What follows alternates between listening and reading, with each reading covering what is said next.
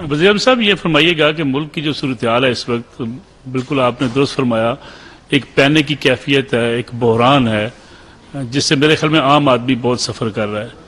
اس وقت اس قسم کی خبریں ہیں کہ ملک کے اندر کوئی ایمرجنسی لگنے والی ہے، گورنر راج لگنے والا ہے، پنجاب اور کے پی کے اندر گورنر راج لگ رہا ہے۔ ایک تو اس کے بارے میں فرما دیجیے گا کہ حکومت اس قسم کا کوئی ارادہ رکھتی ہے۔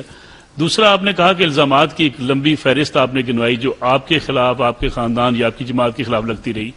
شہزاد اکبر صاحب روزانہ پریس کانفرنس کرتے تھے، آپ کی حکومت آنے کے بعد وہ کہیں غائب ہو گئے، کسی نے پکڑ کے ان کو قانون کے کٹہرے میں کھڑا نہیں کیا کہ اس ملک کو الزام تراشی کی سیاست کی طرف وہ کیوں لے کر گئے؟ یہ بہت شکریہ، آپ نے ایک بڑا چپتا ہوا سوال کیا ہے۔ دیکھیے، میں چین گیا ہوں، خدا کر کے برف پگھلی ہے، سی پیک چلنا شروع ہو جائے گا، سعودی عرب گیا، دوسرے ممالک میں گیا، سیلاب آیا، جگہ جگہ دن رات ہم مارے پھرے، ہمارا فرض تھا، اور یو این میں گئے، وہاں پاکستان کا جامع کیس پیش کیا۔ اب میں پھر جا رہا ہوں وہاں پر شرم الشیخ، وہاں پاکستان ایک مقدمہ پیش کریں گے۔ ہم نے اللہ تعالیٰ کے فضل و کرم سے، آپ خود جانتے ہیں کہ ابھی 1800 ارب روپے کا کسان پیکج پیش کیا۔ کیوں؟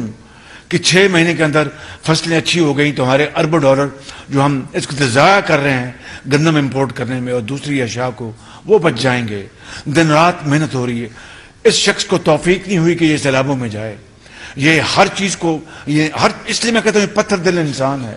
اگر اس کو ذرا بھی ہوتا تو یہ چھوڑ دیتا کہ بھئی میں سیاست نہ کروں، میں پہلے سیلاب کے جو دکھی، یعنی 3 کروڑ 30 لاکھ افراد متاثر ہوئے ہیں۔ تو اب یہ ہیجانی کیفیت، یہ جو ملک کے اندر جو انتشار اور یہ جو خانہ جنگی کا ماحول یہ پیدا کر رہا ہے، ہم انشاءاللہ اس کے خلاف ایک سیسا پلائی دیوار کی طرح کھڑے ہوں گے۔ آپ کوئی کسی غلط فہمی میں نہ ہو، بالکل اس کا یہ ایک ڈرپوک شخص ہے۔